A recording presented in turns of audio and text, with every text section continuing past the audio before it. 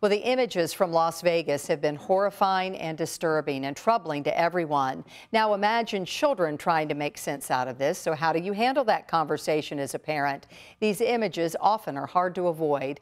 Our Shay McAllister talking with experts today on how you do it, if you do it, and if you do, Shay, what's the appropriate age? Rachel, experts say it's important to read your child before discussing the shooting, only addressing it if they seem emotionally upset or they ask you a question about it.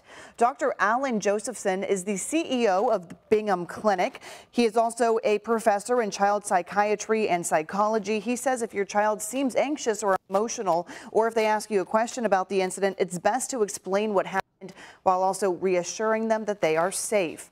Also, he says it's important to consider their age. If the child is under the age of 10, it's likely they will have less questions and just need reassurance. If they're a teenager, a discussion will be more important. Teenagers begin to think of the world in more complex ways, and so the idea of violence, the idea of evil, the idea of guns being available, all these topics that get debated, a teenager may want to discuss some of that, and a parent should be willing to discuss that. Again, the first and most important part of the discussion is reassuring your child that they are safe.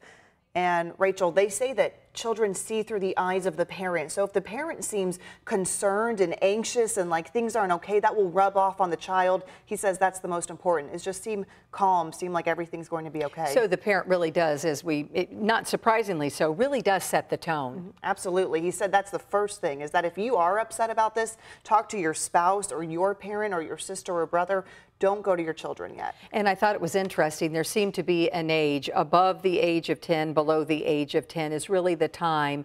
And only for older, I was kind of a little surprised by that. Only bring it up if they bring it up or if something seems out of the ordinary. I was surprised by that too, but he said if they're asking questions, it's on their mind. If they seem anxious, bring it up. But it can be confusing to say, hey, listen to this horrible thing that happened. I want you to know about it. He said that's not the way to go. Well, that's a good point. Yeah, you don't want to go ahead and say, yeah, let me tell you about all this awful news in the world. All right, Shay, thank you so much. But again, under 10, he says, don't even bring it up. Not unless they seem anxious or scared. All right, thank you. Good information. We appreciate it.